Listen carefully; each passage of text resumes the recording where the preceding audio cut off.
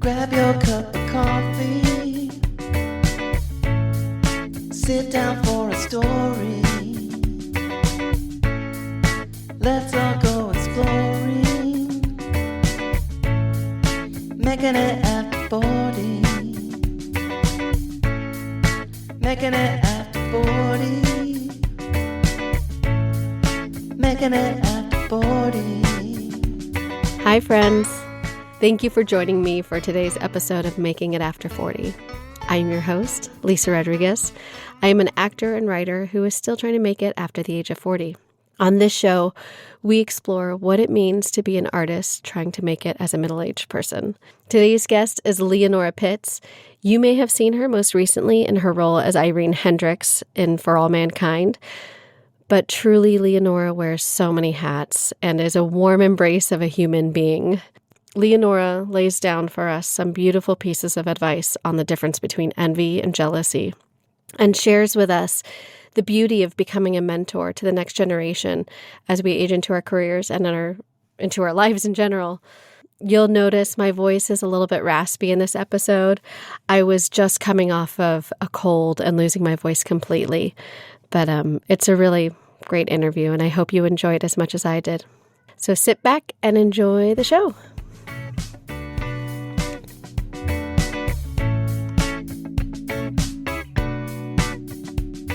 Hi, Leonora. Hi, Lisa. Thank you for joining me on this podcast. I'm so excited to have Thank you you for here. having me. It's really exciting. So, I want to start with maybe you can kind of tell the listeners a little bit about who you are. I'll give you a brief introduction. Leonora is an actress, writer, director, producer, dancer, singer. Am I missing? You're like the multi-hyphenate of runner. Yeah, mom group, like queen bee. You're involved in city council, or like you're like on the housing authority or Close, something. yeah. I can't remember your exact city position. Commissioner in the city of Los Angeles. City commissioner, volunteer for everything, and just like loving embrace for and all friends and even strangers when they need That's it. nice to hear. So, I mean, like, yeah, the work that you do, I mean, besides like your creative arts, you do like so many things for your community. I think you're like a community builder. That's nice. Thank you. Is kind of what you do. That's what I like. I'm a big believer, and especially since I became a mother, it was very important to me that because so many of us in Los Angeles don't have our families here, because most of us aren't from here.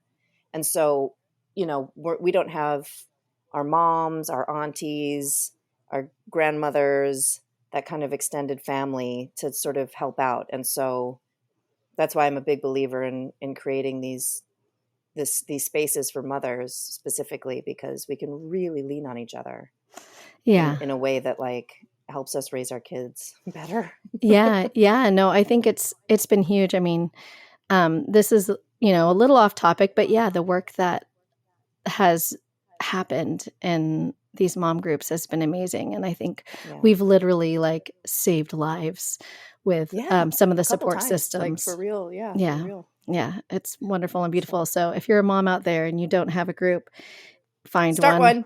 Yeah. Start one. Find one. Yeah. Start one. Start one with anybody you know. Mm-hmm. Yeah.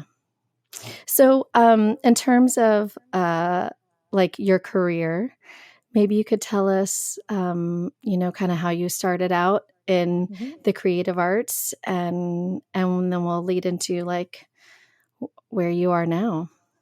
In my middle age. I started as a dancer as a kid, and I sort of never stopped. And then at some point, my mom got me involved with community theater in my little hometown. I grew up in Grand Forks, North Dakota, which is a small town, but we have a university and we have an Air Force base. So it's actually sorry for my dog. It's a little bit more diverse than most places in North Dakota in terms of everything, racial diversity and socioeconomic diversity and talent diversity. So we actually had a lot of people who would come into town and sort of infuse our arts community with all their talent. So when I was 9 years old, I was cast in my first play. And then I just continued to do community theater my whole life and high school theater. And I continued to dance. And I danced with the North Dakota Ballet Company and trained as a singer. And then I went to NYU and studied with the Atlantic Theater Company acting school there. When I graduated from NYU, Atlantic hired me onto their faculty because one of my other jobs is that I'm an acting coach and an acting teacher, and I am a dialect coach as well, which is like one of my side gigs. Yeah. So one of my many side gigs. Yeah. Yeah. So then I did a lot of theater in New York, and I learned at Atlantic the importance of creating your own work, which is what they had done when they were college students. They just formed this theater company after studying with the founders of our technique, David Mamet and William H. Macy. And so then I took that advice and I just started putting up plays, and then I started getting cast in plays. I spent a long time off Broadway in a big show called The Donkey Show. Yeah. And that was a really amazing experience and really, really hard work. I was the dance captain and played a whole bunch of roles in that. And then I moved to LA, and I didn't know anybody when I moved here. And I just slowly but surely showed up to everything and that I was invited to. Started dancing out here more seriously because that was the only work I could get. And so, so I started getting a little bit of work here and there, and I've just sort of chipped away at it. And then I started moving into more directing and producing as I'm getting older and sort of a certain age. Yeah. Yeah. And, by the way, I had mentioned to you before we started this via text that I'd finally watched God, I Hope I Get It. And I had watched your reel before, and you see little clips. And so I watched that and it was so funny. And then I watched Step 9 and I was like, oh my God, this was so good. I have to say, like, I mean, it doesn't, obviously you're not acting in it, but like your writing and directing is so good, Leonora. I was blown away, honestly. Like, that's really sweet. Thank you. Like I didn't really have an expectation. I was like, oh yeah, like in the clips, like you in the reel, you just get the clip and you see like, oh, that seems like a cute moment. But like, I really love the way you put it together. So like people, if you are not familiar with Leonora or her work, you need to find her on Vimeo, and I'll put a link to her short films. They're so good. And I hope that you're going to continue doing more in that avenue. But thank you. Yeah, I do love filmmaking a lot. The reason I made God, I Hope I Get It, which I did, I think it was like 9 years ago, I think. Yeah. Or maybe even longer because I was pregnant with Murphy and he is 9. So yeah. it might have been 10 years ago. And so Brian Safi and I had done a play out here together called Inside Private Lives. And I had this idea for a sketch, basically. He and I wrote God, I Hope I Get It. And I kept looking for someone to direct it. And I kept asking friends, would you do this? And we'd get to a certain point, and then I didn't know how to like take the next step and just do it.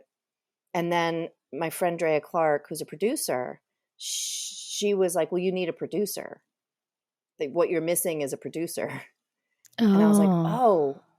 And I said, will you produce it? And she was like, of course I'll produce it. And so then that was the thing that was missing, is I didn't really have someone to do the things that I didn't know how to do. You know what I mean?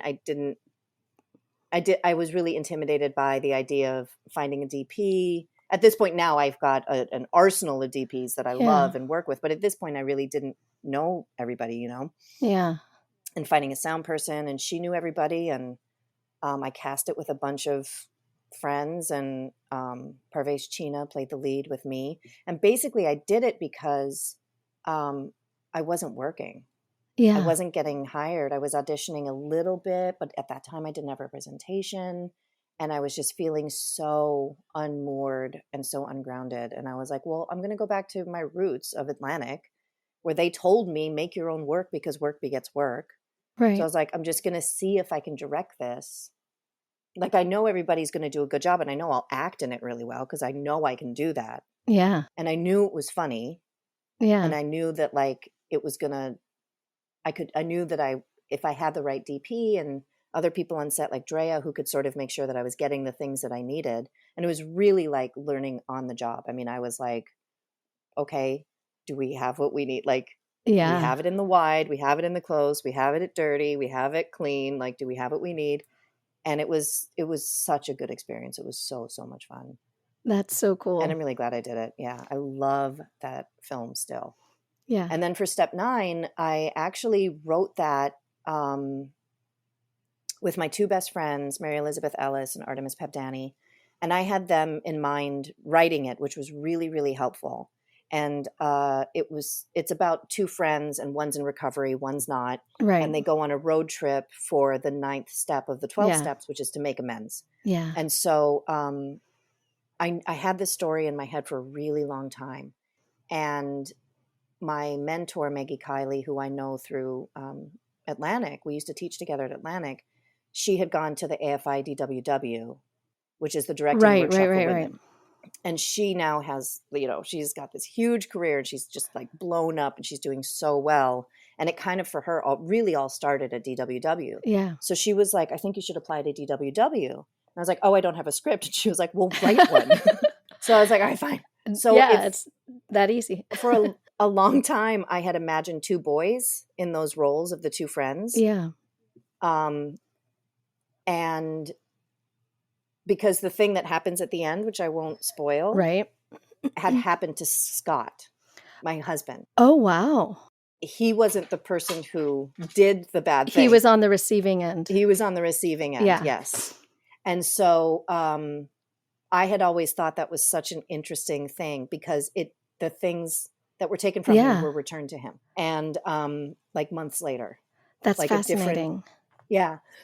Not the actual things, but things approximating the things that had been stolen from him were returned to him. Yeah.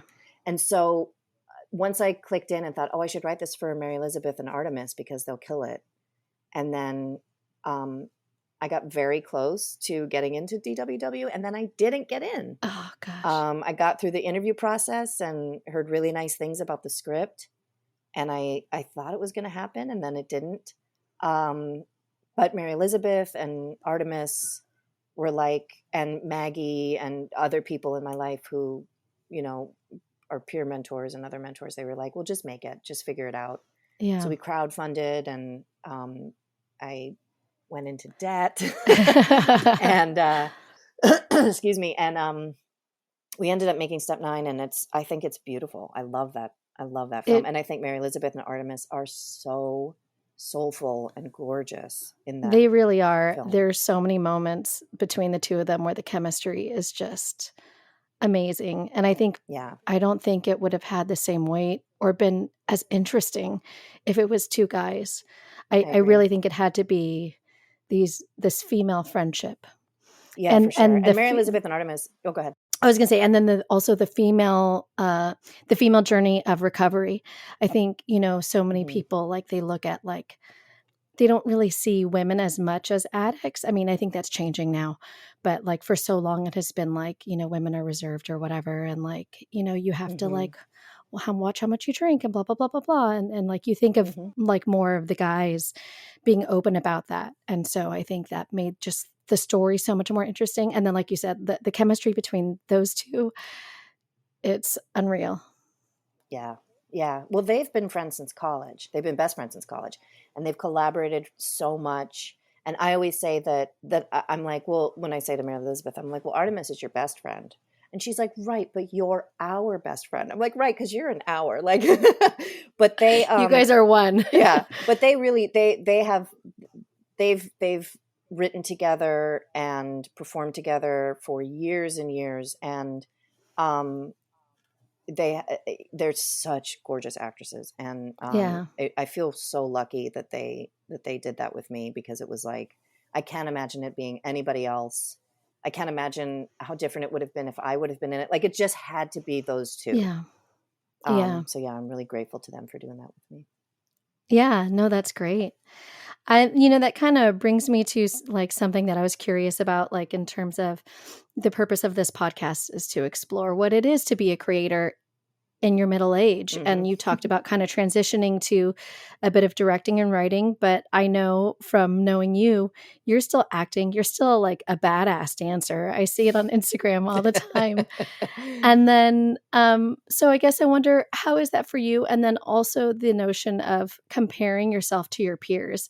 I know for me, I would say like, although like I'm not friends with these people, they would be peers in terms of like same age, kind of same storyline. Even like with you, I came out to LA in 2003, 2002, 2003. Same. And yeah, and I like screwed around. Mhm. I didn't take the business seriously. So my first act career has now ended up becoming my second act career. Mhm. And like at one point in time, I think it was like 2006. It was right after I had first gotten married.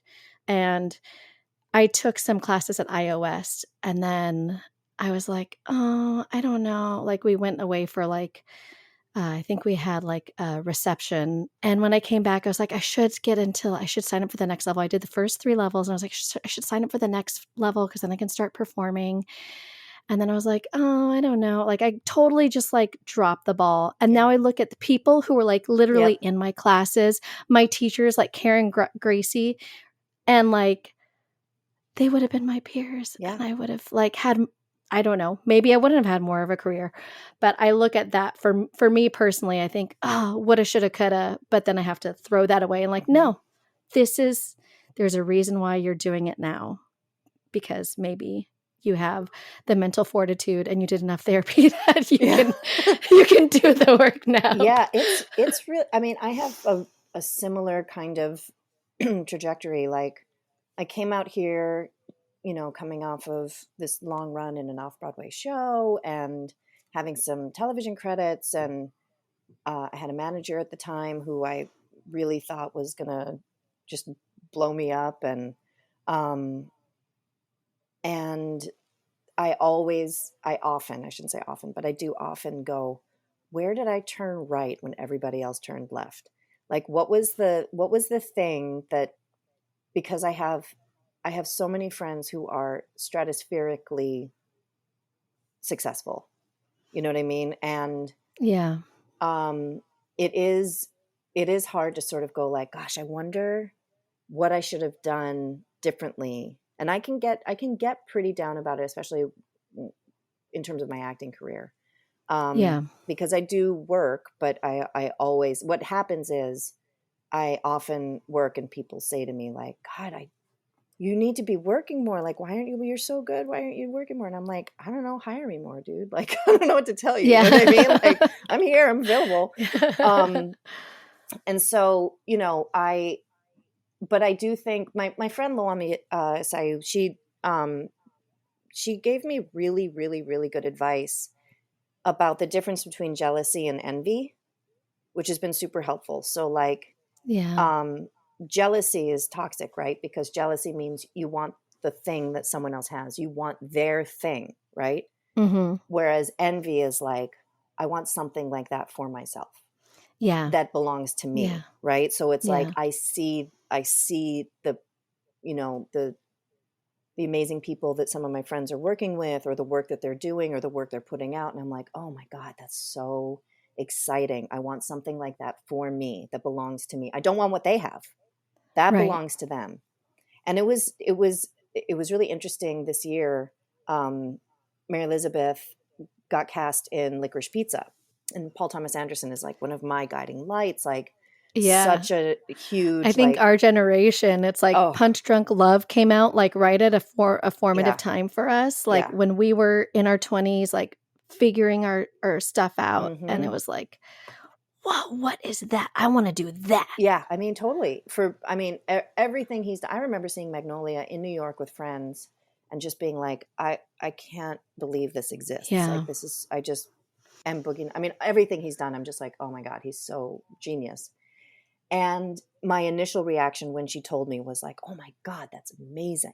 That is so amazing and so well deserved. Yeah. And then I did kind of this gut check, like, am I actually this cool with this? That like my best friend is like doing what sounds like an incredible movie with one of my favorite filmmakers. And I was like, let's do a gut check here. And I was like, oh my God, I am okay. Yeah. More than okay. I actually am like genuinely, legitimately excited for her. I'm not trying to be excited for her. I'm not manufacturing pride in her. Like I'm not, you know what I mean? Like all of this is an actual genuine feeling because I don't want what she has, right? I don't want to take that from her. I want her to succeed because she's like my sister. I love that within my group of friends that kind of working relationship is available and like open, and like how amazing that that like, and so well deserved, and like all those things that I was feeling, I was actually feeling. And it was such a good moment because in my 20s, I for sure would have been like, yay for you. Fucking hell. You know what I mean? Like I would have definitely like had like serious jealousy. Yeah. And I feel like at this age, I just am not interested in indulging in that kind of toxicity. And it was a really, really good feeling to be genuinely so happy for her. And then the movie came out and she's like amazing in it. And like, she's so good. And then I'm like, wait, but she's in my movie. Like, I am like Paul Thomas Anderson. Yeah. And I was like, yeah, like this is all, everything's happening as it should be, you know? That's wonderful. I think also, and going back to the envy jealousy thing, one thing that I had heard once was like, sorry, you probably hear my dog now going off. I do. Our doggies love each other. They said that envy is like when you feel envy, it's because it's something that you can have. Not only do you want it, but it's within your realm. It's within your scope, and you can have it. So, yeah, I like that. I like to think that. And I think what Loam said to me was that envy is motivating. Yes. Yeah. Jealousy is toxic, but envy is motivating. Yeah. And that was like, oh, that's so cool. Like, that's such a cool way to think about it. Yeah. So yeah, but it is hard. Like there are, one thing that sort of my pattern that keeps happening to me is, and I'm grateful every time, honestly, and I'm not just saying that for lip service, but a lot of friends will ask me to do table reads and things like that for, movies that they are making or TV shows they're making. And at the end of it, they're like, oh, wow, everybody was so blown away by you. Of course, it can't be you in the movie. Right. We can't hire you. But wow, did you just blow everybody out of the water? Everybody thought you were so great. We need a name for it. Mm-hmm. But boy, if it could be you, we'd love for you to. And I'm just like, okay. I mean, I do enjoy the experience of those things, a lot. And I don't want people to hear this and be like, oh, well, I'm not going to ask her to do it. But no.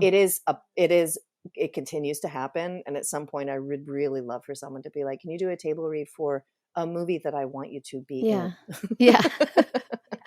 I think also I like to think that all these experiences and all these like little things that we're doing end up building into the career that we're going to have. And I don't know if it's just like, okay, well, you met all these people at these table reads, and one day that one producer, that one person, and sometimes I think, well, is that just like thinking in the clouds and magical thinking?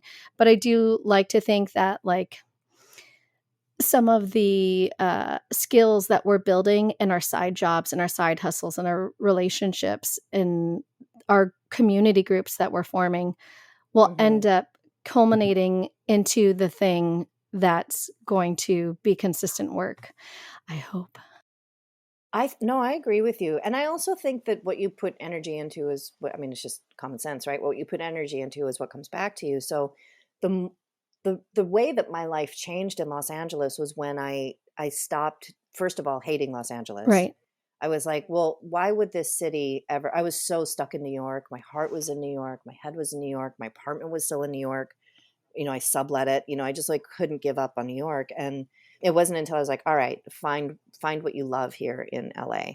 And then I just started showing up to everything. If somebody was doing an improv show, I went. If somebody was doing a stand-up show, I went. If somebody was having a party, I went. And I just met people. And this is pre-social media. This is like, I had to like make an effort to stay in touch. Yeah. And I think like the times when I've been the most busy with acting work are when I've been teaching or coaching acting. And I think it's because I'm talking about acting so much. You know what? I agree with that statement so much. I'm doing the self-tape May thing. I'm sure you've seen it like on Instagram. Mhm. And I've been getting auditions every week since I've been doing it. Yep. And it's like, Because it's a Yeah. little bit of manifestation all the time. it's like, Yeah. but all of a Mhm. sudden I'm doing the self-tape May and I'm getting auditions and it feels really, really good. And I think putting the energy towards it. Yeah, I think that's exactly what it is. It's like I'm a very woo-woo person, as you know, but I really do believe that what you get out what you put Yeah. in. And so if it's getting into class or doing self-tape May or anything. I told one of my coaching clients this week, she said, things are really slow right now. I'm not auditioning and my reps are telling me that it's not going to pick up till July or August. I was like, okay, so you're already in class. That's great. Now put the word out to your compatriots. See if anybody has any scripts laying around that they just want to read out loud and get notes on, because then you get the practice of the table read experience, which you need to do when you get cast in a big show, right?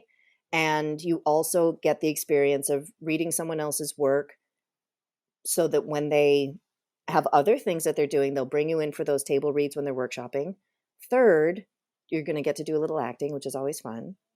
Fourth, you're going to hear how people give notes on scripts, which I think is really, really important. Like learning what people like about a story, what needs work, how character works, and just hearing people give notes in a constructive way is like a very, very good lesson. Yeah, I think. I agree. And so it's just finding ways to keep yourself engaged. Yeah. Because otherwise it's really, really easy to be like, well, it's not happening and I'm just going to watch Housewives all day. Do you know what I mean? Like, I deserve this. I've earned watching Housewives all day. No, totally. Yeah, I can't, like, since the pandemic, I can't stop moving. I'm like trying to constantly figure out ways because I felt like this kind of really became my time to like get serious and get my shit together and figure it out. Well, yeah. And I think, you're hustling right now. Like you're like, I feel like you're on fire. Like I can feel your energy. I can feel my how, energy like, has really shifted, especially I want to say in like the last month or two. The first part of the year was really hard. There was just a lot of stuff going on at home. And once I got all that stuff stable, it's just like, I think also like we're getting to the woo-woo territory. The astrological stuff like shifted for me or something. And I'm like, oh, I have clarity. Even this pilot that I've been working on, I've been sitting on it. Like I want to submit it to this film festival in June. And I'm like, I know I need to go back and make changes. I know that this like lead character is kind of boring and I didn't really know what to do with it. And I sat down with it the other day and I was like, oh, this is how I fix it. It just like came to me, whereas I wouldn't have been able to do that a couple months ago. Just something is shifting and I'm happy with it. That's so great. That's so exciting. Now it's my dogs that I'm sure you can hear. No, I think that's awesome. And I do think that those shifts, like, I really do think that have you ever read Big Magic by Liz Gilbert? No, Elizabeth Gilbert? I've heard of it though. Please read it. Because it's literally about this. It's about the muse. It's about these sort of bigger ideas that are kind of floating in the air. Like John Lennon used to say that he would just pluck songs out from the ether. Like he literally, like when they're like, how do you write songs? He's like, they just come down. They just pluck them out of the air. And I really believe that like when that channel, whatever it is open, and you don't have to be spiritual really to believe in this, but I do believe that ideas have mass. They have weight. And my mother's favorite philosopher, Alfred North Whitehead, said, ideas won't keep, something must be done with them. Yeah. And I really believe that like if you have that connection to the muse source, whatever you want to call it, if you don't plug into it, someone else will take it. They won't know that they're taking it. And there's this amazing story in Big Magic about exactly that. And the book is so worth reading, but that particular part of the story is, or not story, but that particular part of the book about ideas won't keep, something must be done with them, is so shockingly cool and insane and magical. And I actually think that it actually is the most magical thing when that happens, what you were talking about, when you sit down and something just drops into your head and you're able to just create in that moment. No, I think so too. And I think part of that, I think, is also like experience and learning to trust. At least for me, when I was younger, I didn't trust. I had so much doubt. I feel like, okay, I'll edit that. Up through college, I was like, yeah, I'm confident I could do this. And then something in my 20s just like shifted, and I like would doubt myself all the time. And like now, after life experiences and being a middle-aged woman, I'm like, no, I'm going to make this happen. I can't not make this happen. I'm miserable doing other stuff. And I think that there's an in between. Like I could probably find some happiness in the healing arts or something like that. But for me, this is how I want to heal. Is through this, not through energy work or massage or physical therapy. It could be one of those things, but I really want to do it through storytelling. I really see myself as a storyteller. And that's what I've kind of come into, is like, no, I'm a storyteller. And this is what I have to do, is tell stories, whether it's acting or writing or, podcasting, sharing stories.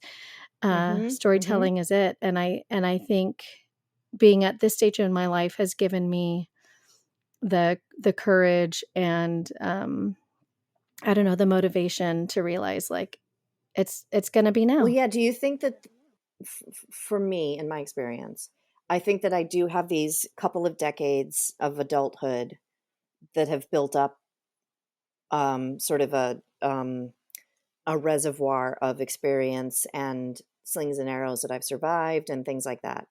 But I also, ever since I turned 40, I feel the clock ticking. Yes. Yeah. And I wonder how much that's motivating both of us, because I've been in a very similar push. I've got 5 projects that I'm pushing. I'm pushing so hard on them. I'm starting a production company, and I took out a business loan so that I can make a couple movies. And like, I'm like, just like, I gotta do this. And I wonder if it's that like creeping sense of like, it's gotta happen soon. Something's gotta happen soon. Yeah. Yeah, no, it really is. I think I do feel like a clock ticking. And I don't know why there's a clock ticking, because, like plenty of people have really gotten their big start like in their 50s. But I feel like even if nothing happens until I'm 50, even if it doesn't happen until I'm in my 50s, it's going to take this lead up to get there. Yeah. So I'm aware I should have been doing this in my early 30s if I wanted to have the career that I want now. So to me, it's like, well, let me push as hard as I can. Let me get this out there. I also think that there is a market now for middle-aged people. And I think a lot of us middle-aged women are tired of being told what to think and how to present ourselves. I think about this a lot, especially with body image. I see so many of Gen Z, especially, like wearing crop tops. Doesn't matter your body size. They're like, hell yeah, if I'm going to want to wear a crop top. Yeah. And I've been really reflecting on how much I focused on my body image as part of this craft. And not just this craft, but just in general, like putting so much self-worth on that. And I think like a lot of us women in this age group have just come to realize like, no, I'm tired of it. I want my voice to be heard, and I'm going to put it out there. Because what do I have to lose? I have like, what do I have to lose?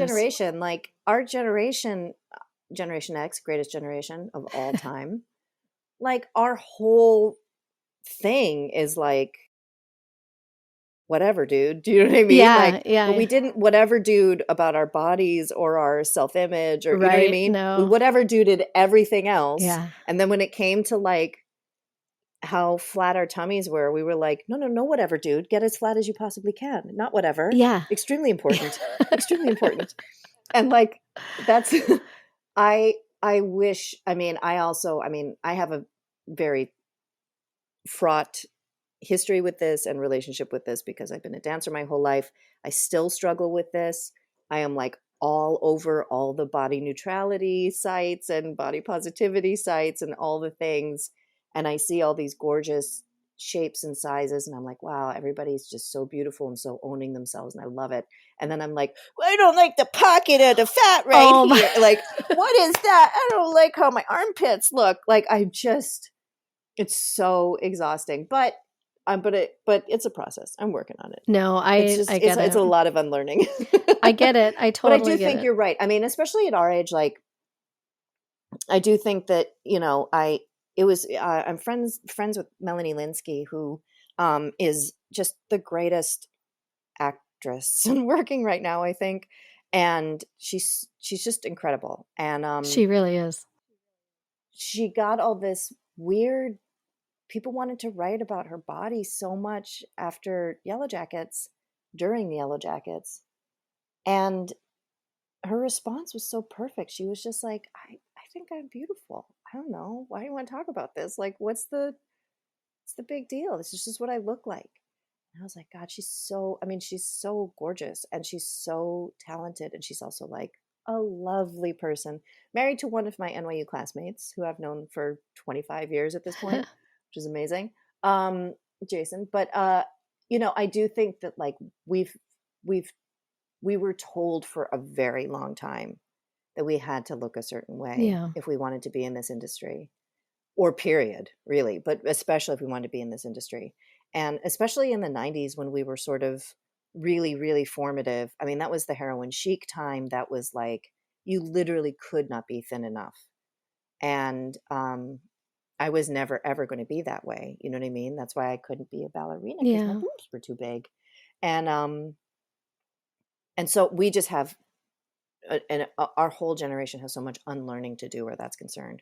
Whereas our kids, they just like, they were raised by us and we were taking all the wisdom of like what we needed to unlearn, and we're trying to like learn it at them. I hope it works. I really do. I know. Oh, God, me too. Yeah, that's one of our casualties from the 90s. Mm-hmm. For sure. I mean, but the 90s were great. They were great. It's so funny. I had a script that I started in like my college screenwriting class, and I still am trying to finish it. I'm going to finish it. It's this feature film. And you know what's so funny is when I started writing it, it was meant for me to be the lead, who's like a 19-year-old girl. But now I'm like, oh, I get to play the mom. When I finish this, I'm going to be the mom in this story. That's so cool. Yeah. That's so cool. Yeah. It's funny. In the last few years, probably 5-6 years, I've shifted into kind of this mentor space, or like older space, especially kind of in the moms group. Do you know what I mean? Yeah. Like where a lot of our moms are younger, they've just had babies, whatever. Or a lot of the actresses that I know and filmmakers that I know are in a younger space, and I've become, kind of the elder person in a lot of my relationships, and I kind of love it. Yeah. I like didn't expect to enjoy calling someone kiddo as much as I do. Like, hey, great job, kiddo. Like, not my kids, but like the people that I am proud of, because I've seen them grow as filmmakers or grow as actors, and they come to me for advice. And I don't know if the advice I give is any good, but I'm surprised how much I like being older than the people that I work with a lot of times. There's that shift, right? Where you go from, I'm always the youngest person in the room. Like I remember like first getting a job out here, it was like, I was the youngest person. I'm the baby. I'm the youngest person. And then at some point you realize, oh, well, I'm no longer the youngest person anymore. And for a while I was it didn't sit well with me, but I agree. I think now like I've shifted into this place where I like being that, that person that they go to, because I went back to Second City in 2017, so it was in my late 30s when I did it, and had all these like kids who were either early 20s or mid 20s, and You know, there were some of them. There's one person in particular, Karina, my little baby. She's like my little sister. And I remember talking to her about marriage and relationships. And she was like, give it to me. I want it all. I want it all. I was like, don't make the mistakes I made. And she's like, I love this. That. Yeah, my writing partner, Emily Robinson, who's an actress and filmmaker as well, and she and I write together. And she's almost 20 years younger than me. Wow, that's awesome. Wait, she's more than 20 years younger than me. She's more than 20 years younger than me. She, like I said to her one time, what is 9/11 to you? Oh. She was like, a thing that happened when I was a baby. Yeah. It's so crazy. So yeah, we met at a film festival at the Citizen Jane Film Festival in Missouri. Dearly Departed. That was a great festival. And hit it off right away. She was on Transparent with Jay Duplass, who's one of my closest friends and gives me a lot of work. And she was so young then. I think she was only 17. And I felt very worried for her that she was like on this trip alone, essentially. Do you know what I mean? Like, it was a film festival, but it's still a thing. But she didn't have like her guardian there. She didn't have her mom. Yeah, exactly. And so I just sort of like hung around to make sure she got home okay. And I was like this, like, no, you're not gonna walk home tonight. Don't be walking at night in a strange city that you don't know. And so we just hung out and we started talking and we were super simpatico. And I was like, I've got this idea for a pilot. Do you want to write it with me? It's about abortion. And she's like, I'm in. And so we started writing together. That was 2016. Oh, wow. And we wrote this really good pilot that we're still actually pushing because it's more relevant, timely than ever. Yes. And then we just right when lockdown started, the summer of 2020, she was finishing up school at Columbia and I was home teaching school to my children. And the two of us started writing this feature, a period feature set in the Regency, a true story about Lady Caroline Lamb and Lord Byron and their disastrous, fiery love affair. And we wrote talk about being connected to the muse. I literally cannot believe that we wrote this because we had to write in period language. Yeah. We had to do so much reading to get a sense of their, not just the history, but their writing, because we use their writing to tell the story. Wow. And it's so good. And the fact that we're over 20 years apart, I can't believe how well we write together. Yeah. Do you know what I mean? Like, it's such a beautiful relationship. I mean, I call her my ladybug. And she is truly like my baby sister. She's so smart and she's so talented. And I'm just like, I can't believe you want to hang out with me. Like, you're so cool. Like, I feel I'm like this like old mom and you want to hang out with me? Like, you're so cool. You go to fashion shows. That's so funny. I'm wearing hand-me-down dungarees from Pamela Samuelson. Yeah. It's so funny that you say that because that was going to be one of the things that I was going to ask you about is like, how do you stay relevant, or do you feel like you're staying relevant as a middle-aged person? And I mean, I think connecting with this young person is definitely one way. And I don't know about you, but I do feel like being over 40, being a middle-aged person is maybe a little bit, we're kind of redefining that. This generation is redefining what that means, because I don't see a lot of us being complacent, whereas prior generations would maybe sit in one job and that's it. They don't have another career. They're not looking to do more with their lives. And I think even the men in this generation are also feeling the same way. Like, they're not complacent and just kicking back. And now I just wait until retirement. Like, even my husband, who is an geriatric millennial, because he's a little bit younger than me. So he's even like, I don't know, do I want to do this for the rest of my life? He's a structural engineer. I love the phrase geriatric. I know. I consider myself as a millennial because I'm like right on that cusp. Yeah, I'm pure Gen X. I'm well within the boundaries of Gen X, but I do feel that big Xennial energy. Like, I understand because I was still in high school in the 90s. Yeah. I have one of my dearest friends, Sean, who's currently staying with us right now because he's moving to Prague soon. He is also in his 40s and has been moved out here for music and worked as a musician and had a band and everything. And then as a survival job, started teaching because he used to teach in Ireland. He's from Ireland.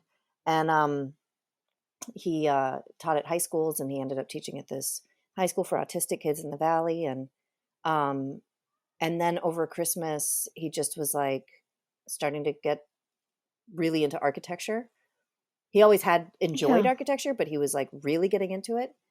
And then one day he was like, I think I'm going to go to architecture school. And he started applying to all these schools across Europe and got into had never drawn before, had never watched endless YouTubes about how to draw and what architecture, like literally just hours a day of like going to architecture school basically. And he read all these biographies of all these architects and was absorbing so much information. And then he created this portfolio with drawings that he did as he was learning how to draw, and a pergola that he built in his backyard. And now he's going to architecture school in Prague. That's awesome. In like 2 weeks. So, he's unusual because he can do things like that. Like I couldn't decide to go to architecture school for a million reasons. But I do think that there is something about our generation and entering middle age, and a lot of us have not had the things work out for us the way that we thought they would. The promise that we were given what did not happen. It really didn't. And I think a lot of us are feeling that tick tock. And our parents are, if they're still with us, are getting older.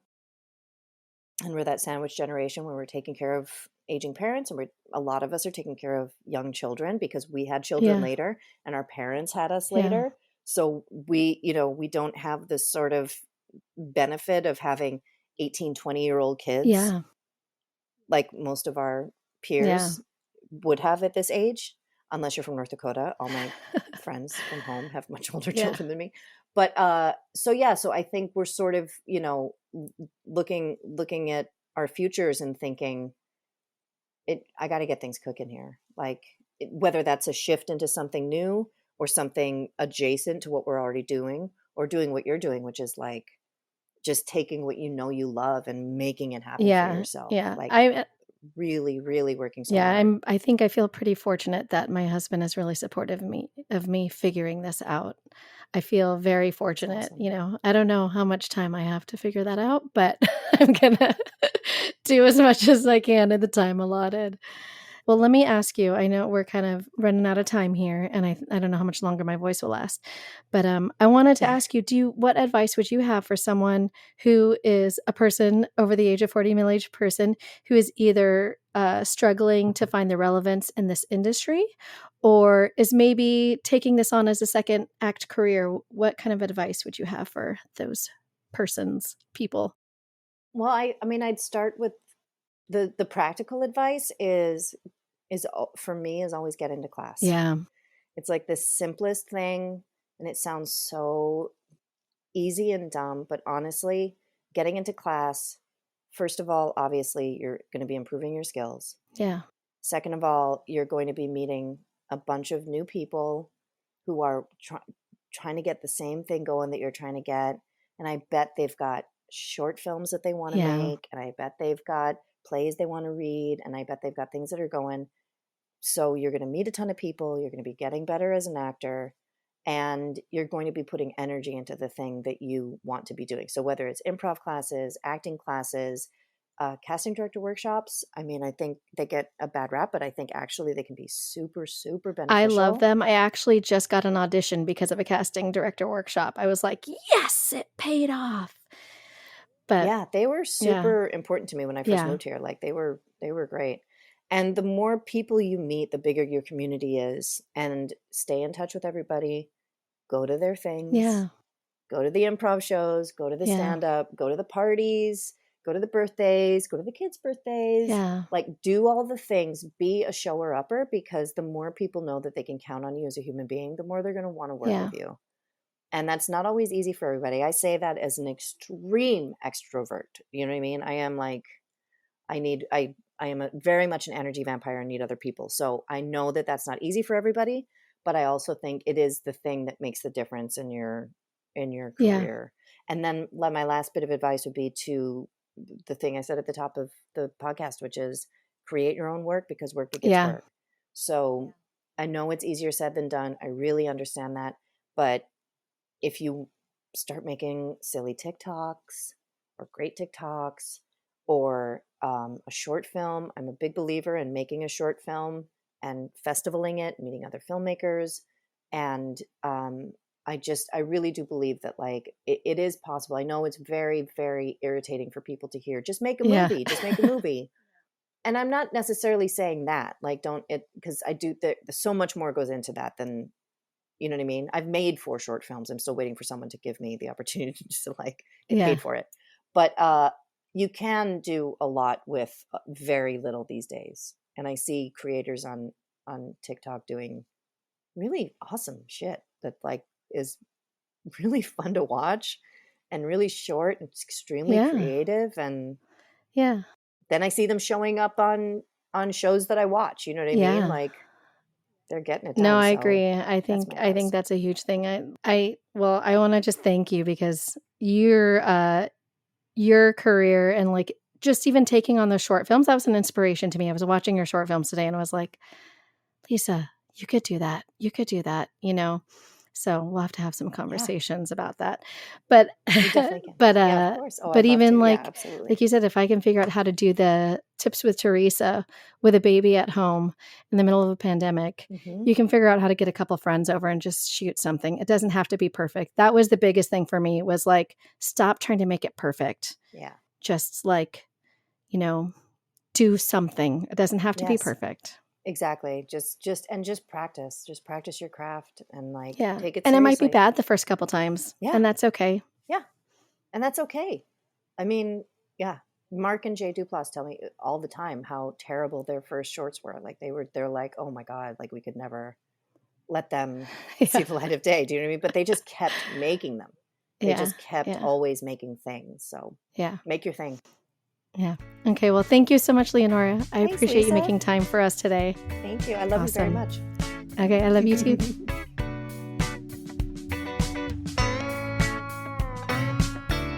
Thank you so much for taking the time to listen to this week's episode. I hope you were able to take away a little nugget of something to relate to or to help you with wherever you are at in your career, whether you're a middle-aged person or if you're in your 20s or 30s. Please check out Leonora's short films, Step 9 and God, I Hope I Get It, on her Vimeo page. I will put a link in the show notes. Additionally, please be on the lookout for Leonora's most recent short film, Like Holy Wine, which we didn't even get into, but I know it was a labor of love. You can follow Leonora on Instagram at Leelee Pitts. That's Leelee Pitts. And be sure to subscribe to the show wherever you listen and follow us on Instagram at MakingItAfter40, the number 40. If you want to see what I'm up to besides podcasting, check out my Instagram at Lisa Royriguez, ROIRIGUEZ. Thank you again, and I will see you next week.